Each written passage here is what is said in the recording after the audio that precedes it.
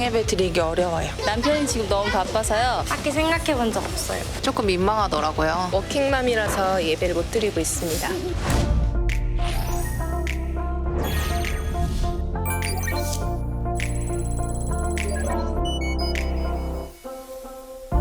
I've been trying to climb this mountain. I've been pushing a giant stone. I just gotta stop trying to make it happen. 어떤 나눔을 가져야 되는 것이에 대해서 좀 더 이렇게 풍성한 소재들이 있으면 참 좋을 것 같아요. 말씀대로 어떻게 사는가 그런 것들이 나오면은 도전이 될 것 같고 어떻게 하면 아이들과 하나님 앞에 즐겁게 나아갈 수 있을까? 즐겁게 예배를 드리는 그러한 어떤 습관을 잘 드릴 수 있게 해줄 수 있는 프로그램이었으면 좋겠다. Stop the worrying, no fear. Let the stress just disappear. I believe in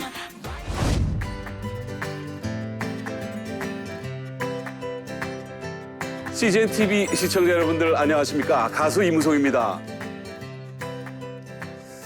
가정은 천국의 축소판이다. 뭐 이런 얘기를 많이들 하시죠. 그만큼 가정은 우리에게 안정과 평화, 행복을 가져다 주는 곳이기 때문이 아닌가 싶습니다. 바로 그곳에 하나님의 은혜가 있고 예배가 있다고 하면 어떻겠습니까? 아마 우리는 천국이 멀리 있지 않다는 것을 바로 몸소 느낄 수 있을 게 아닌가 싶은데 그래서 저희가 준비를 했습니다. 가정 예배를 배우고 실천하는 시간. 이름하여 아무리 바빠도 가정 예배. 요즘에 줄여서도 많이 얘기하는데 저희도 한번 줄여보겠습니다. 아빠가. 아빠가. 여기 가정 예배를 사모하고 실천하는 분들이 오늘 이렇게 아빠가를 통해서 가정 예배를 여러분께 함께 전해드릴 텐데 오늘 첫 번째 우리 정지민 씨 나와 계십니다. 어서 오세요. 네, 안녕하세요. 네, 결혼 4년차, 육아 3년차에 둘째까지 임신 중인 워킹맘 개그우먼 정지민입니다. 네. 제가 1세대 크리스찬의 가정이에요. 그렇기 때문에 많은 무거움을 안고 있으면서도 네네네. 어떻게 해나가야 될지 모르니까 제가 함께 할 수 있음에 또 행복입니다. 많이 배워가겠습니다. 네. 이야기보다는 풀기도 전에 이렇게 재밌게 기대가 많이 되고요. 자, 그리고 이어서 우리 백은실 사모님 어서 오세요. 네. 안녕하세요. 말씀 씹는 엄마 백은실 사모입니다. 저 이름 타이틀보다 내 아이의 엄마라는 걸 더 좋아하시더라고요. 4명의 자녀를 둔 어머니. 네, 저희도 믿음의 1세대여서 아이들에게 신앙과 유업을 전수하고자 매일매일 가정 예배를 드리며 몸부림치고 있습니다. 자, 그리고 서울신학대학교 권혁승 교수님 함께 하셨는데요. 어서 오십시오, 교수님. 네, 반갑습니다. 반갑습니다. 네네네. 저는 지금부터 38년 전 네. 1981년 이스라엘 유학을 갔습니다. 일찍 유학을 다녀오셨네요. 가족들과 함께 갔는데 네. 주변에 사는 유대인 가정이 평상시에는 노인네 2분만 있더라고요. 네. 그래서 다정하게 이렇게 만나기도 하는데 네. 안식일, 금요일 밤입니다. 네네. 안식일만 되면 전국에 흩어졌던 가족이 다 모이는 거예요. 그래서 파티를 벌리는데 이 가정 예배야. 그래서 우리도 주말 가정 예배, 안식일 가정 예배를 네. 뭐 평상시에는 뭐 저희들이 간단하게 드리지만 정식으로 가정 예배를 드리기 시작을 했습니다. 네. 그게 38년 돼서 지금까지 지켜오고 있어요. 아마 가정 예배의 고수분이 아니실까. 이런 제 생각을 고수를 좀 만났습니다. 해보면서 기대를 많이 좀 해보게 됩니다. 저는 사실 이 프로그램에 함께 하면서 이 가정 예배에 대해서 좀 깊이 묵상을 하게 되는 그런 계기도 됐었는데요.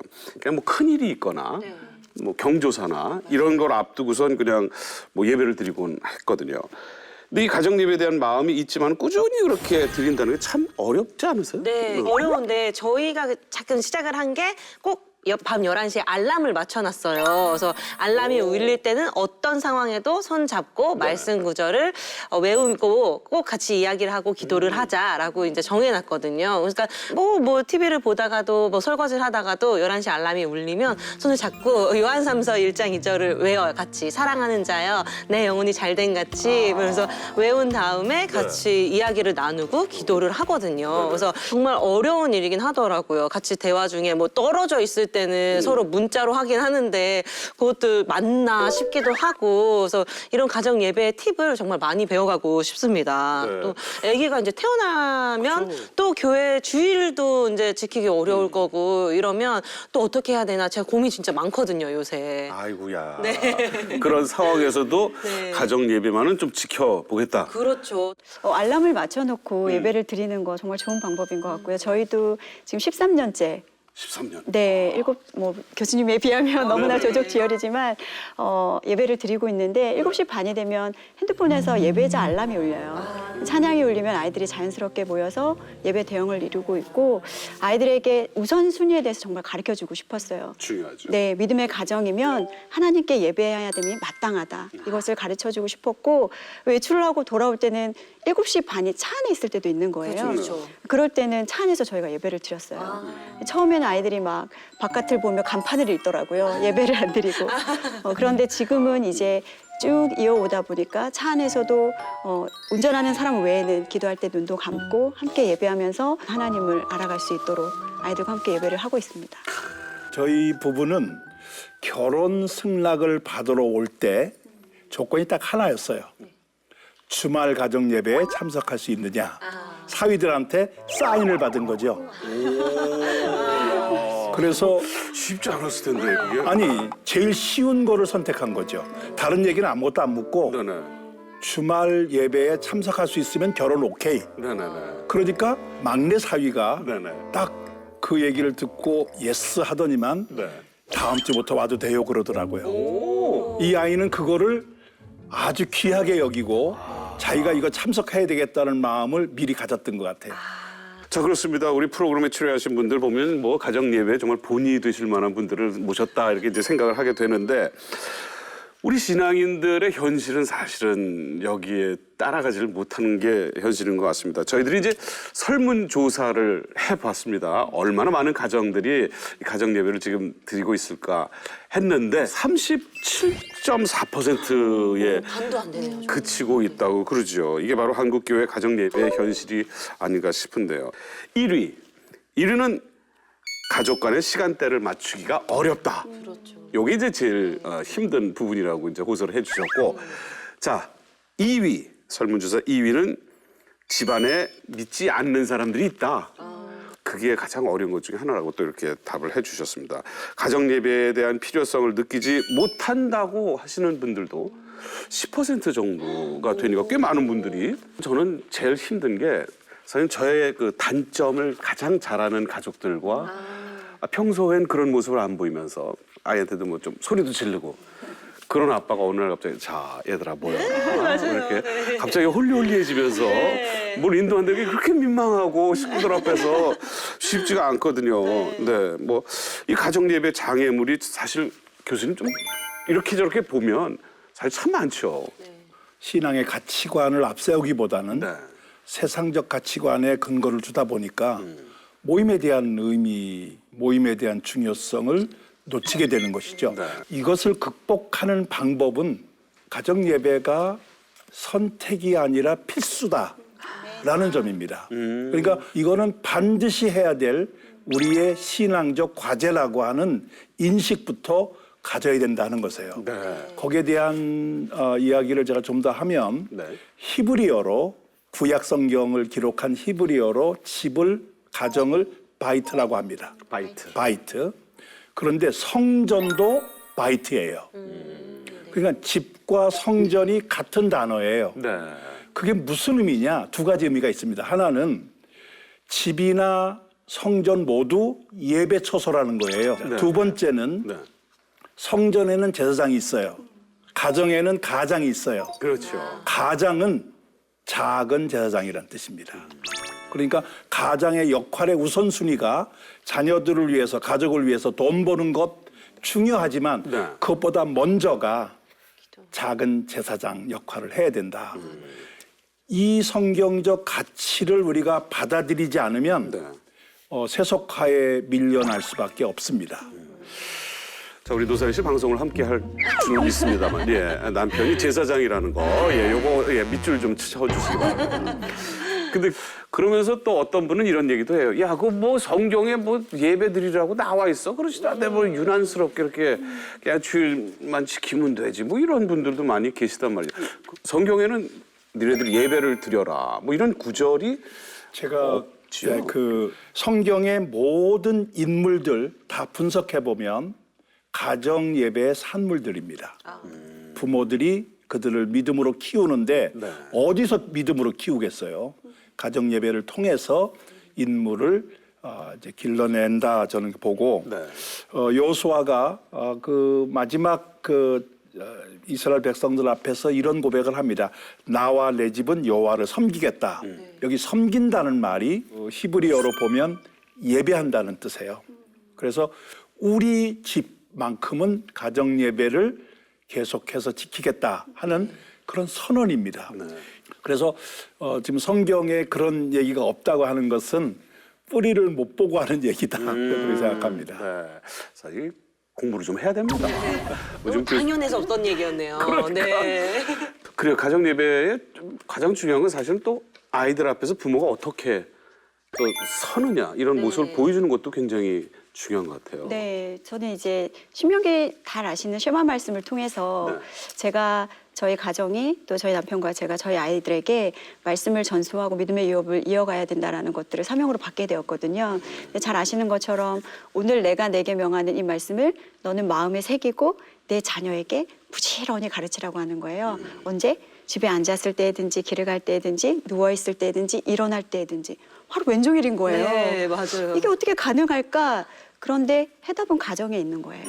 가정에서 아이들에게 말씀을 들려주고 전수해주고 그것이 공통적인 가정의 어떤 그 키워드가 될 때 하나가 될 수 있더라고요. 그래서 더 사모하게 되는 것 같습니다. 반드시 가정 예배를 실천을 해야 되겠다라는 이런 생각도 크게 오는 분들이 많이 계실 것 같습니다. 자, 여기에 가정 예배 덕분에 어려움을 극복을 하고 회복된 가정이 있다고 해서 저희가 찾아가 봤습니다. 이 가정을 통해서 위로를 받으실 분이 정말 많이 계실 것 같은데 준비된 화면 함께 보시죠.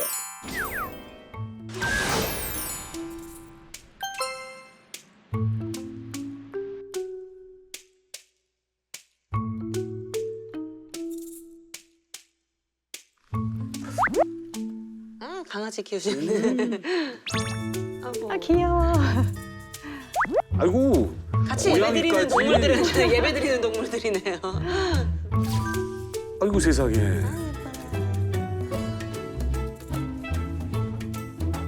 얘들아, 예배 드리자. 어서 나와. 네.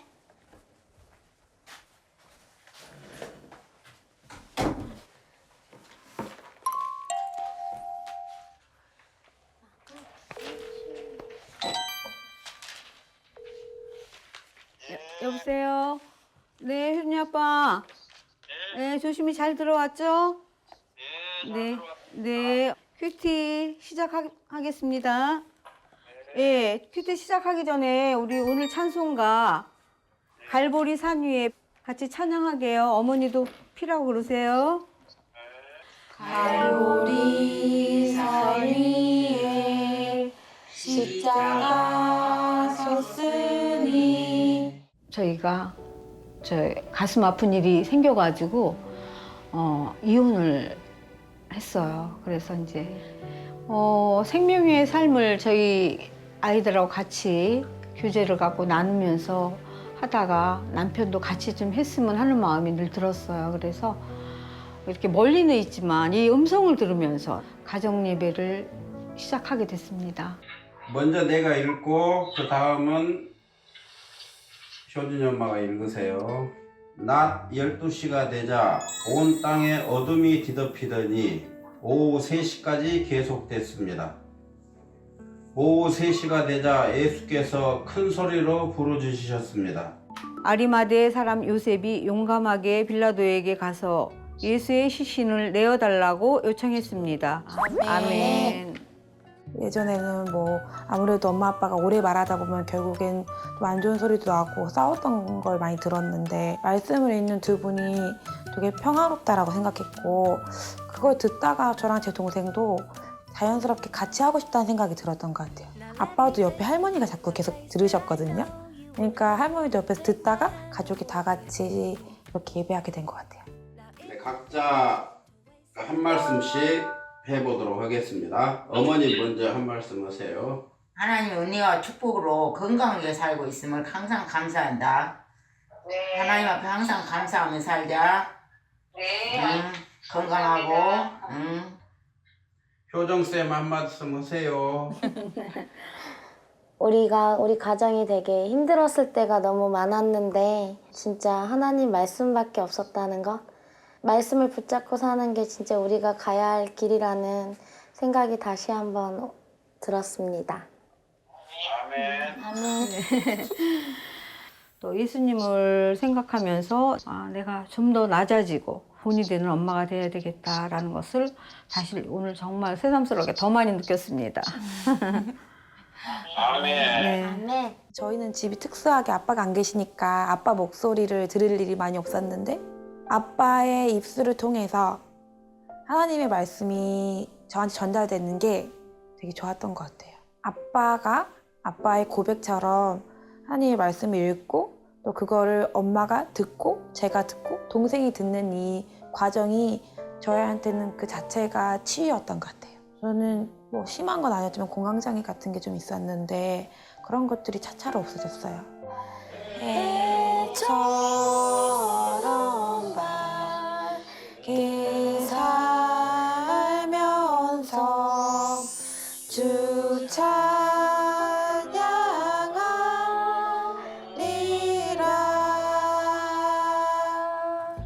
주여, 큐티를 통해 하나님을 경외하고 그 말씀을 지키기를 즐거워하는 삶으로 살아가게 하심에 감사드립니다.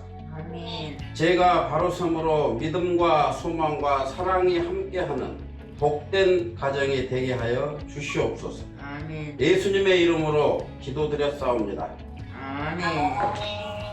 남편의 음성으로 내가 이렇게 말씀을 들으면서 제가 평안함을 너무 많이 느껴요. 항상 감사한 마음이 너무 많이 생겼어요. 머지않아 따뜻한 가정으로 다시 꾸며질 걸로 여겨집니다. 그럼 멀지 않았다고 생각이 들어요. 오늘 보니까 정말 온 가족이 부부의 그 어떤 회복을 통해서 온 가족이 회복되는 그런 가정의 모습을 보았습니다. 어떻게 보셨어요, 정주민 씨? 네, 말씀의 힘은 또 이 예배의 힘은 강하구나라는 걸 너무 생각하게 됐습니다. 아멘. 또 네, 아까 전에 우리 막 설문조사 얘기했잖아요. 네네네. 가족 간에 시간이 없어서 못 모여서 막 이런 게 정말 핑계라는 게 너무 검증되듯이 저 이런 걸 보면서 핑계거리가 너무 많았고 전화 한 통으로도 이렇게 예배가 다 되는데 그렇죠? 우리 사모님 어떻게 보셨어요? 저는 눈물 삼키느라고 힘들었어요. 너무 감격이 되는 거예요. 네. 하나님 살아계시다. 아멘. 깨어진 가정도 회복시키신다. 회복 가운데 서로가 이제 하나가 또 되시겠다고 하시는 모습을 보니까 하나님이 행하시는 일들은 우리가 전혀 어떻게 예배로 이렇게 회복될 거라고 생각조차 못 하잖아요. 근데 하나님 은혜 정말 제가 감격해서 눈물이 나는 걸 겨우 참았습니다. 사실 가족의 어려움을 함께 극복하자는 그 가족들의 그 의지 또는 갈급함이 오늘의 이 시간을 만들어준 게 아닌가라는 생각을 하게 됩니다. 온 대한민국의 가정들이 이렇게 아름답게 기도하는 그날을 기대해 보겠습니다. 자, 오늘 가정 예배를 회복해야 하겠다는 마음을 가지는 시청자 여러분들도 많으실 텐데 이분들처럼 자신들의 가정의 여건과 또 상황에 맞춰서 또 가정 예배를 생각해내는 게 중요하다는 말씀을 좀 드려봅니다. 네. 저희는 아이들의 눈높이에 맞는 예배를 드리셨으면 좋겠어요.